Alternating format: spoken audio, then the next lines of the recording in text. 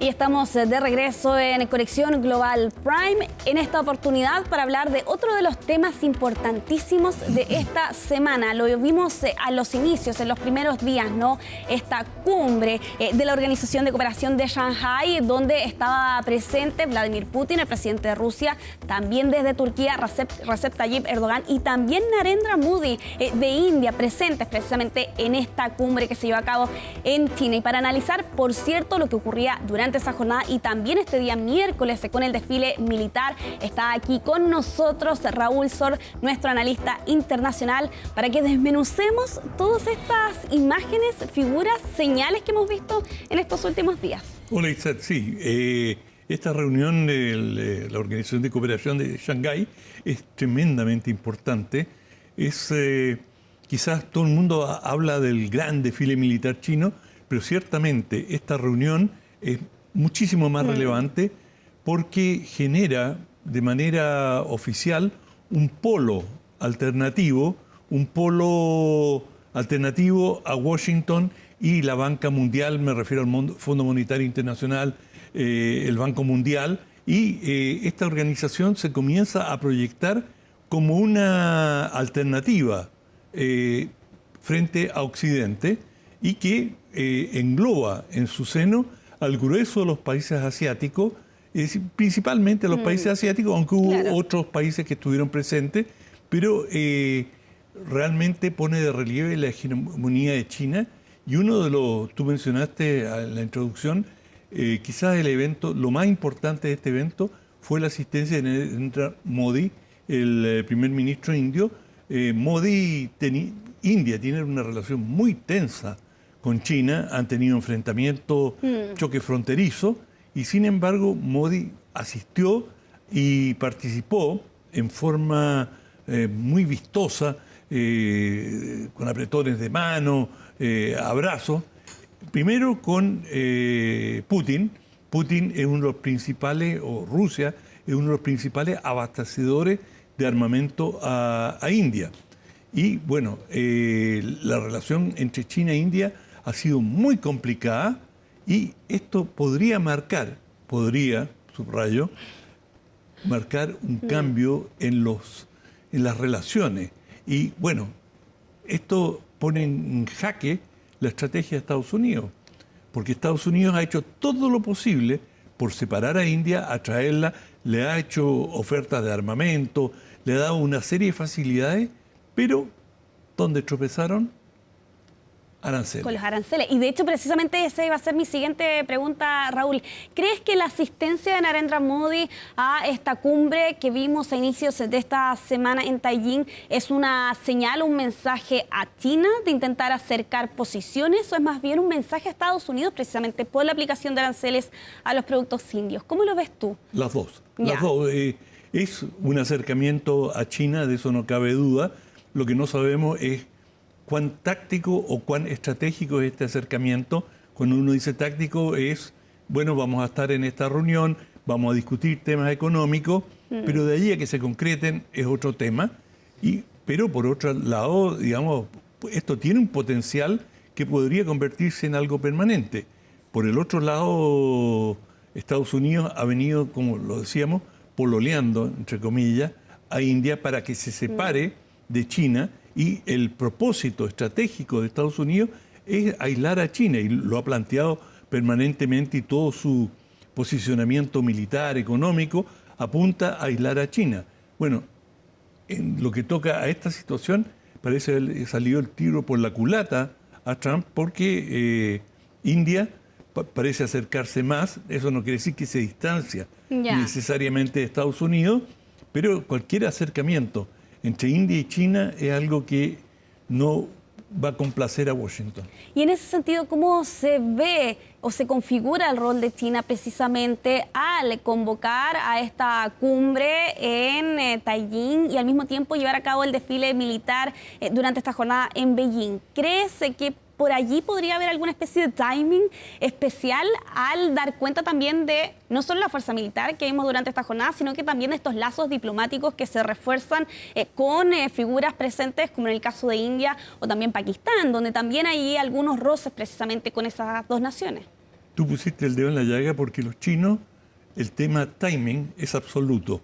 Los chinos, por decirlo coloquialmente, nos dan puntadas sin hilo. Y el hecho que las dos situaciones, me refiero a la conferencia de Shanghái y el desfile militar, hayan coincidido, por supuesto que algo que han estudiado, y el mensaje en la conferencia es decir, acá hay un ámbito económico, político, en el cual podemos cooperar, y ellos en esta conferencia plantean una serie de principios. Por ejemplo, dicen igualdad soberana. Todos los países somos igualmente soberanos y tenemos los mismos derechos. Esto es una crítica implícita a Estados Unidos, claro, que dice, no, acá hay una jerarquía, yo me voy a entender primero con Rusia, me voy a entender con China, y el resto que se pongan a la cola, y lo ha dejado en claro en la forma en que ha abordado las negociaciones sobre aranceles. Después, el segundo principio que plantean en esta conferencia china dice regulaciones internacionales que se respeten. Nuevamente una crítica implícita a Estados Unidos. Después plantearon un enfoque que esto sirva al pueblo, es decir, que sean proyectos que de alguna manera beneficien a las poblaciones. Esto es un poquito más genérico, pero quizás lo más importante que rescata esta conferencia es algo que hemos conversado ya, el multilateralismo. Es decir, Estados Unidos está promoviendo unas relaciones bilaterales, es decir, tú quieres conversar claro, con nosotros, ven, yo te recibo, pero no vengan en grupo, no vengan como sindicato, los latinoamericanos de a uno, y los vamos a atender. Pero se acabó esto de que vengan en patota. Bueno, esto de ir en patota es lo que los chinos llaman, y no solamente los chinos, el multilateralismo. Y ellos refuerzan esto en la conferencia. Y acto seguido, un gran despliegue militar que tiene un mensaje implícito: nosotros no le tenemos miedo a nadie, y lo que plantea, y esto es muy importante, lo que plantea China, se acabó el siglo de la humillación. Así ellos llamaron al siglo XIX y comienzo del siglo XX, eso fue el siglo de la humillación para China. Bueno, ahora en el siglo XXI nadie puede subordinar ni amenazar a China. Y eso, digamos, toda esta parafernalia militar descomunal apunta a eso. Sí, y claro, con estos dos eventos que hemos visto durante esta semana, al comienzo, por cierto, de tu análisis, Raúl, hacías alusión a la importancia, ¿no?, de la Organización de Cooperación de Shanghái, que representan el 43% de la población mundial. Leía por ahí cifras que hablaban del 25% de la economía. Eso evidentemente es un peso, ¿no?, al momento de plantarse frente a Occidente, pero particularmente a Estados Unidos. Y recordaba precisamente las veces en las que hemos visto en estos últimos 6-7 meses de mandato de Trump, las veces que figuras y líderes internacionales van de a uno precisamente hasta la Casa Blanca para reunirse con Donald Trump, y este cambio total que vemos con el multilateralismo de China. ¿Qué se puede proyectar precisamente de estas figuras que vemos precisamente con estos eventos? Bueno, China se ha presentado siempre como un país emergente, como un país que no tiene ambiciones hegemónicas. Eso habrá que verlo en la medida que China consolide su poder. Es decir, cuando son débiles todos prometen, cuando son fuertes, la fuerza de alguna manera te lleva a cambiar el comportamiento, así que no voy a hacer vaticinios sobre eso. Pero en cuanto al discurso, ciertamente China hoy día presenta un discurso muchísimo más atractivo que el que presenta Washington bajo Trump. Que es un discurso claramente hegemónico, simplemente con la consigna America First, América primero, ya te está diciendo volúmenes de cómo intenta relacionarse con el mundo. Sí, y hablando de relaciones precisamente, ya yendo de lleno a lo que vimos durante esta jornada de día miércoles con este desfile militar, 50.000 personas invitadas, entre ellos una veintena de líderes internacionales, y esta imagen que está dando la vuelta al mundo durante esta jornada, la de la presencia de Kim Jong-un, Vladimir Putin y Xi Jinping, en lo que se entiende es una imagen histórica. Nunca antes estas tres figuras habían sido vistas en público, reunidas. ¿Cómo ves tú, más allá del tema militar, que vamos a andar por cierto en ello, sino que la significancia que hay detrás de la presencia de estos tres líderes allí en Beijing, en la plaza de Tiananmen. Bueno, Kim Jong-un, que no se lo vea, no es tan raro porque no sale nunca. Sí, eso es cierto. De manera que... Muy pocas veces sale de Corea del Norte. Y sale en tren, va y vuelve, es muy cauto, va en un tren blindado por si no le vayan a hacer un atentado. Que avanza 60 kilómetros por hora apenas por lo pesado que es del blindaje. Imagínate. Sí. Pero en fin, digamos, la presencia de Kim Jong-un no es tan relevante. Ya. Lo es en la medida que Corea del Norte ha apoyado a Rusia. Lo que sí es relevante, diría, es el acuerdo o la proximidad pública, al menos, que muestra Putin y Xi Jinping, es decir, amigos, se juran amistad eterna. Uno sabe que estas son palabras de buena crianza, pero claramente hay se han afirmado las relaciones entre Moscú y Beijing, y esto, por supuesto, consolida un eje asiático muy, muy sólido, al cual pueden sumar India. Bueno, definitivamente el continente asiático tendría un rostro muy distinto al que esperaba Estados Unidos. De hecho, es interesante que en el desfile, digamos, no estuvo, cuando Trump comenta el desfile, dice, bueno, usted le agradeció, agradeció por la victoria sobre los japoneses hace 80 años. Y no nos mencionó a nosotros. Bueno, Estados Unidos tuvo algo que ver con esa victoria sobre los japoneses. Nosotros combatimos en Asia, combatimos contra Japón y fuimos una de las piezas clave en la derrota de Japón. Bueno, allí tú ves que, digamos, Trump admite en cierta medida una ansiedad de quedar fuera de Asia.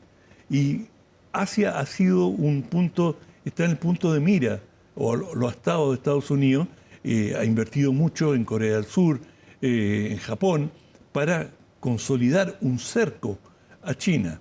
Y de alguna manera esto se está comenzando a debilitar y China aparece de estos dos eventos que hemos estado comentando como un gran vencedor. Habrá que ver cómo se da esto en el tiempo. Sí. Pero al día de hoy, China, me imagino que Xi Jinping debe estar muy contento tomándose un traguito y brindando con sus jefes allí. Sí, sin duda, después del despliegue que hemos visto durante esta jornada. Bueno, tú comentabas la presencia de Vladimir Putin por sobre la de Kim Jong-un. No sé si tú estás de acuerdo con esta apreciación que planteaban aquí algunos analistas durante esta jornada, que la figura de Xi Jinping ayuda a Corea del Norte en el tema de ayudas, teniendo en cuenta la evidentemente grave crisis económica que lleva arrastrando por años precisamente el régimen norcoreano, pero en el caso de Rusia hablan de que precisamente esta cercanía le entrega cierta, y digo entre comillas, cierta legitimidad a lo que es la figura de Vladimir Putin en medio de un conflicto. ¿Tú estás de acuerdo con esa apreciación que hacen algunos expertos o más bien va en otra índole precisamente esa cercanía? ¿Qué más legitimidad quiere Putin que lo reciban en Alaska y lo reciba Trump en Estados Unidos y le haga un desfile militar en su honor?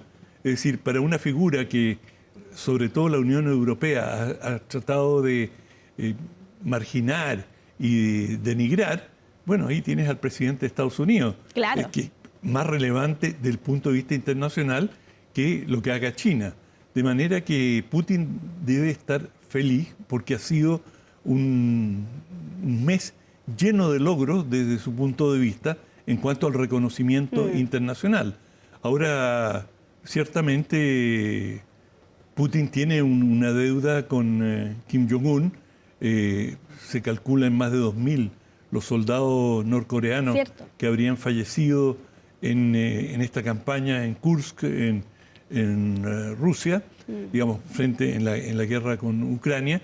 De manera que allí hay una situación, una serie de signos de interrogación, porque estoy seguro que Corea del Norte no ha brindado este apoyo a cambio de bolitas de dulce. Claro. Es decir, y Corea del Norte está embalada en un programa coheteril y nuclear, y por cierto, Rusia tiene mucho que ofrecerle.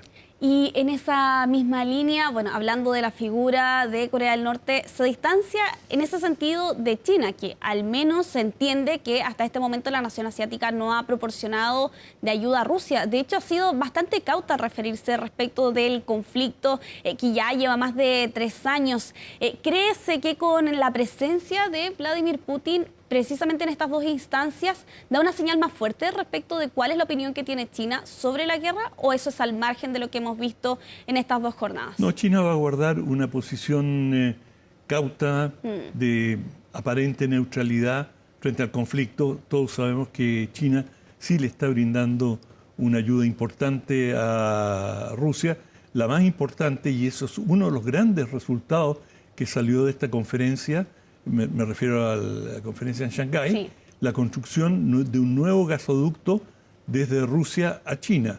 Claro. Y bueno, esto es una inyección a la vena para la economía rusa, porque China se transforma con este gasoducto en el principal consumidor de petróleo y gas ruso.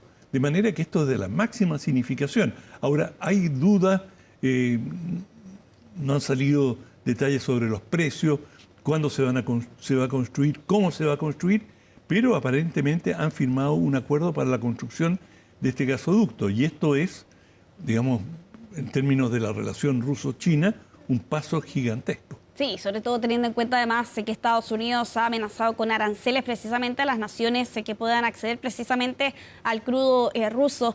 Volviendo a la situación militar y el despliegue, ¿no?, que realizaba durante esta jornada el régimen de Xi Jinping, ¿consideras que precisamente el presidente de China fue el gran protagonista de este desfile? Básicamente la pregunta es si es que efectivamente aquí se están conmemorando los 80 años, ¿no?, del fin de la Segunda Guerra Sino-Japonesa, o en rigor podemos estar hablando de cómo se enaltece precisamente la figura del presidente de este país. ¿Cómo lo ves tú? Yo creo que no, digamos, por una parte, claro, el presidente Xi Jinping sale con olor a rosas, por así decirlo. Por cierto. Pero, en definitiva, lo central acá es el fortalecimiento de China como un referente internacional, y hasta cierto punto China se proyecta hoy día como un polo alternativo a Estados Unidos. Y por eso en Estados Unidos y también en ciertos países de Europa dicen la conferencia de Shanghái y este desfile es antioccidental. Y es llamativo que en este desfile no hubo mandatarios de la Unión Europea, salvo uno. Claro. En general boicotearon el evento. Y eso también te dice mucho de lo que representan estos acontecimientos en términos de los balances internacionales. Que sin duda vamos a ir viendo de aquí en más, por cierto, la política internacional. Muchas gracias, Raúl. Como siempre es un honor analizar en profundidad uno de estos temas, y uno tan relevante, por cierto, como es la figura de China, y a raíz más bien de estos 2 episodios o hitos que hemos visto durante esta jornada. Muchas gracias, Raúl. El honor es todo mío, Itzel. Que estés muy bien. Y precisamente con este análisis cerramos Conexión Global Prime. Muchas gracias por acompañarnos durante esta jornada. Continúen en la sintonía de CNN Chile.